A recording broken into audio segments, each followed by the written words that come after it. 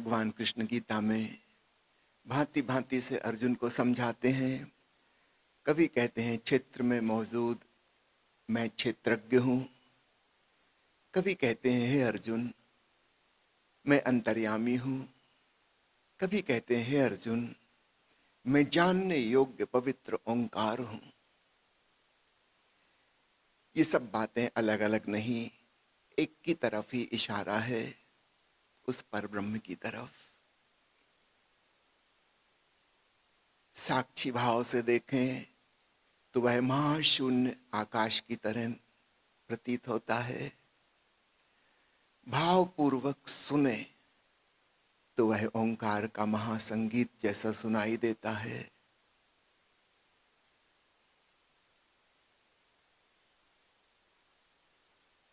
गुरु नानक देव कहते हैं एक ओंकार सतनाम, उसका एक ही नाम है, सच्चा नाम वह ओंकार है। क्यों सच्चा नाम कहते हैं?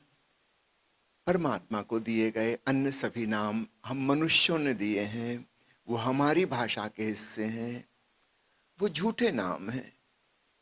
जब मनुष्य जाति नहीं थी तब भाषा भी नहीं थी, स्वाभाविक रूप से ये नाम भी नहीं थे। हजारों भाषाएं हैं, परमात्मा के हजारों नाम हैं।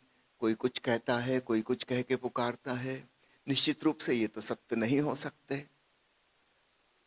उसका सच्चा नाम तो वह था, है और रहेगा, जिसका हमारी भाषा से कोई लेना देना नहीं। मैंने सुनी है एक कहानी, सेकेंड वर्ल्ड वॉर में जब जर्मनी हार गया, उसके एक साल बाद जर्मनी का एक आदमी इंग्लैंड गया था और अपने एक पुराने मित्र से वह मिला। वो भी सेना में था, ये भी सेना में था। युद्ध काल में तो दोनों की दुश्मनी हो गई थी, लेकिन पुरानी मित्रता फिर मुलाकात की। अब तो युद्ध समाप्त हो गया था। उस जर्मन ने कहा कि पता नहीं हम लोग क्यों हार गए, हमने कोई कमी नहीं रख छोड़ी थी। इंग्लैंड वाले मित्र ने कहा कि मैं बताता हूं हम लोग क्यों जीत गए अंग्रेज और हमारे मित्र राष्ट्र, क्योंकि हम लोग लड़ाई पे जाने के पहले, युद्ध के पहले प्रार्थना करते थे, ईश्वर का आशीर्वाद लेते थे, तब युद्ध मैदान में जाते थे, इसलिए हम जीते, हमें परमात्मा का समर्थन प्राप्त हुआ। वो जर्मन कहने लगा कि भाई प्रार्थना तो हम भी करते थे, हम भी ईश्वर की मदद मांगते थे। वो अंग्रेज खूब हंसने लगा। उसने कहा कि किस भाषा में प्रार्थना करते थे? उनका नेचुरली जर्मनी भाषा में करते थे। अंग्रेज ने कहा कि पागल, परमात्मा जर्मनी भाषा समझता ही नहीं, तुम अपनी गुटुरगू करते रहते होगे न जाने क्या का, वो समझता ही नहीं था। अंग्रेजी भाषा परमात्मा समझता है। हर देश के लोगों को यही वहम है कि जैसे उनकी भाषा बिल्कुल देववाणी है और बाकी सब तो बेकार। हमारे देश में हम जानते हैं कि संस्कृत देवताओं की भाषा है। हर देश में यही भ्रांति है। मैं आपसे कहना चाहता हूं परमात्मा की कोई भाषा नहीं है। परमात्मा का तो मौन है, उसकी कैसे कोई भाषा हो सकती है? हाँ, उस मौन में भी एक ध्वनि गूंज रही है, अनाहत नाद की, ओंकार की, कुछ कुछ ओम से मिलती जुलती। उसको ठीक ठीक ओम कहना या ओंकार कहना भी उचित नहीं है, लेकिन हम कैसे व्यक्त करें? तो मिलती जुलती जो ध्वनि हो सकती है वह गुंजार की ध्वनि है, जैसे भ्रामरी प्राणायाम में करते हैं। जैसे फूलों के आसपास भौरे मंडरा रहे हों और एक आवाज हो रही हो। अपने भीतर के उस क्षेत्रज्ञ को जानने का एक सरलतम उपाय यही है कि हम उस ध्वनि के श्रवण में डूबें, इस भाव के संग कि यह उस परमात्मा की ध्वनि है, ये उसका सच्चा नाम है। याद रखिएगा, हम बिना भाव के भी सुन सकते हैं, लेकिन तब ध्यान फलित नहीं होगा, समाधि घटित नहीं होगी। बहुत लोगों को ओंकार की ध्वनि अपने आप सुनाई देने लगती, जब कभी थोड़े शांत हुए तो सुनाई पड़ेगी, वो तो भीतर लगातार गूंज ही रही है। लेकिन चूंकि उन्होंने कोई साधना नहीं की, अपने आप संयोग बस वो एक नेगेटिव इंटरप्रिटेशन उसका कर लेते हैं, नकारात्मक व्याख्या, कि पता नहीं कान में कोई खराबी आ गई, कोई बीमारी हो गई। वो भागे भागे डॉक्टर के पास पहुंचते हैं। डॉक्टर ईएनटी स्पेशलिस्ट को रेफर कर देता है। ईएनटी स्पेशलिस्ट दुनिया भर की दवाइयां देता रहता है। कई लोगों के कान के ऑपरेशन भी हो जाते हैं, फिर भी वो आवाज बंद नहीं होती। परमात्मा कोई बीमारी थोड़ी है जो ठीक हो जाए, वह तो अजन्मा और अविनाशी है। सौभाग्य की घटना इस व्यक्ति को घटी थी, लेकिन इसने उसको दुर्भाग्य समझ लिया। अभी उसको मिटाने की कोशिश में लगा हुआ है। फिर ईएनटी वाला हार जाएगा, वो न्यूरोलॉजिस्ट के पास रेफर कर देगा। फिर न्यूरोलॉजिस्ट हार जाएगा, साल 2 साल इलाज कर करके वो कहेगा साइकेट्रिस्ट के पास जाओ, तुम्हारा दिमाग खराब है, कहते आवाज सुनाई दे रही है। हमको तो कोई आवाज नहीं सुनाई दे रही। उनके मशीनों में, उनके यंत्रों में ऐसी कोई आवाज पकड़ में नहीं आती। अंत में साइकेट्रिस्ट उसको मानसिक बीमारी की लेबल लगा देगा। तुम डिप्रेशन में हो, डिप्रेशन की दवाइयां खाओ। भला चंगा आदमी, अब वो डिप्रेशन का लेबल लग गया। और घर परिवार के लोग जिद करेंगे कि दवाइयां खाओ, और वो दवाइयां ऐसी हैं कि उसको अच्छा भला आदमी खाए तो डिप्रेशन में पहुंच जाए। आपको भरोसा ना हो तो आप 2 दिन खा के देख लेना डिप्रेशन की दवाई, आप डिप्रेशन में पहुंच जाओगे।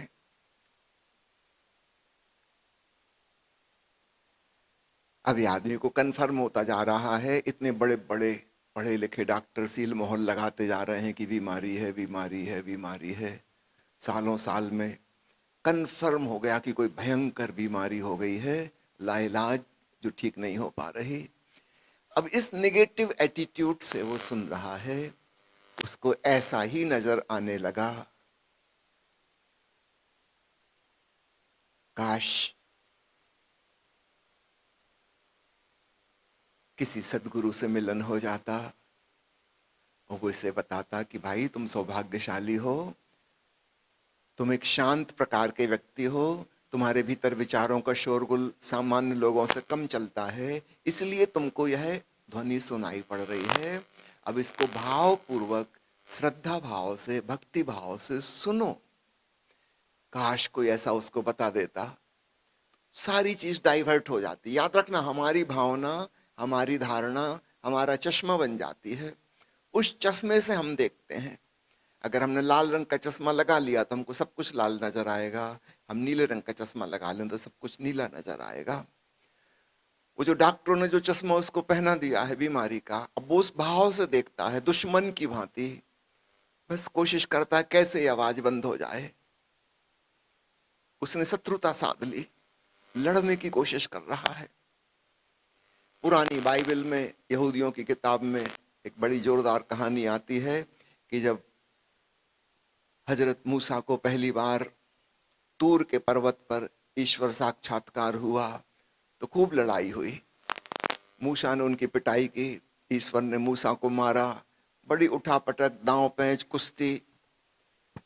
कभी मूसा हार जाए, कभी ईश्वर हार जाए। रात भर उठापटक चलती रही। खूब दोनों ने पहलवानी की, एक दूसरे को पटकने की कोशिश की। कभी कोई नीचे, कभी कोई ऊपर।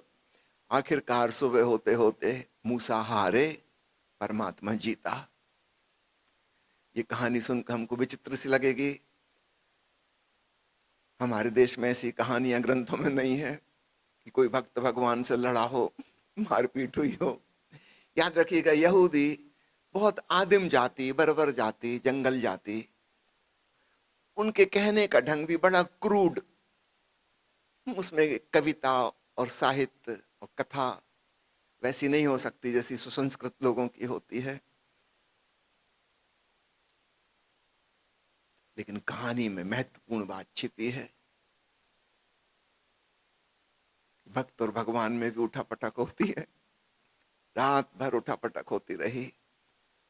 कहानी कहती है जब सूर्योदय हुआ तब जाके मूसा परास्त हुए, चारों खाने चित्त। परमात्मा जीता। इसको हम थोड़ा सा पलट लें कि जब भक्त हार जाता है तब सूर्योदय होता है। जब तक भक्त लड़ रहा है परमात्मा से तब तक अंधेरा है, अज्ञान है। ज्ञान का सूर्य उदय हो जाता है जब भक्त समर्पण कर देता है। तो ये लड़ाई कहीं ना कहीं सूक्ष्म रूप से हमारे भीतर चलती रहती है और हमारा एटीट्यूड, हमारा नजरिया बहुत मायने रखता है। हम किस भांति से अपने अंतरतम को लेते हैं। कोई व्यक्ति भीतर के शून्य में जब पहुंच जाता है, अगर सदगुरु की शिक्षा उसे नहीं मिली है, गुरु ने शून्य की महिमा नहीं सुनाई है उसको, तो वो घबरा के भागेगा वहां से। वो शून्यता को शून्यता नहीं कहेगा, वो कहेगा खालीपन, रिक्तता। अरे बाप रे, ऐसी भयंकर खाई, आगे कुछ भी नहीं, कोई तलहटी नजर नहीं आ रही, न ओर न छोर। वो ऐसा लौट के भागेगा कि दोबारा फिर उस तरफ कभी न जाएगा। संयोग बसात महाशून्य में पहुंच रहा था, पहुंचते पहुंचते किनारे से भाग आया। काश उसने सदगुरु से महिमा सुनी होती शून्यता की, उस विराटता की जिसमें कोई और छोर नहीं है, कोई तलहटी नहीं है, ऊपर कोई सीलिंग नहीं है, न कहीं से शुरू होता है न कहीं समाप्त होता है। वह परम आनंद की, परम शांति की दशा है। अगर हम इस भाव दशा सहित उस अनुभव में पहुंचे होते तो हम प्रफुल्लित हो गए होते,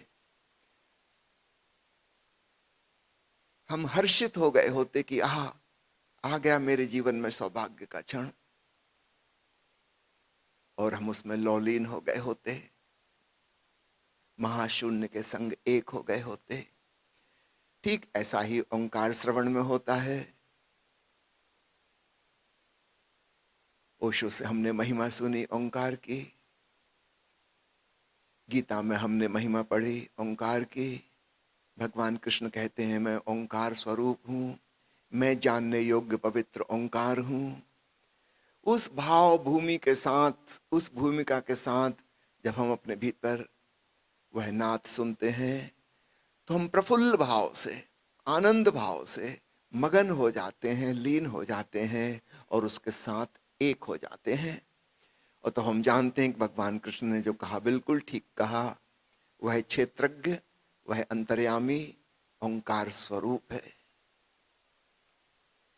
इसी को भक्तों ने अन्य उपमाओं से समझाया है कि हमारे अंतरतम में कृष्ण की बांसुरी बज रही।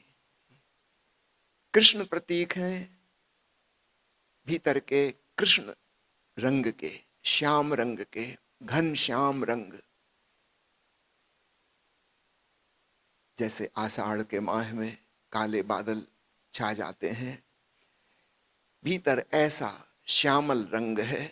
भगवान कृष्ण का नाम ही उस रंग की वजह से पड़ा, डार्क कलर। और बांसुरी बज रही है, कृष्ण की बांसुरी बज रही है, अर्थात भीतर का रंग, भीतर का नूर भगवान श्याम के श्याम रंग जैसा है, घने बादलों जैसा है। और वहां बांसुरी बज रही है अर्थात अनहद नाद गूंज रहा है।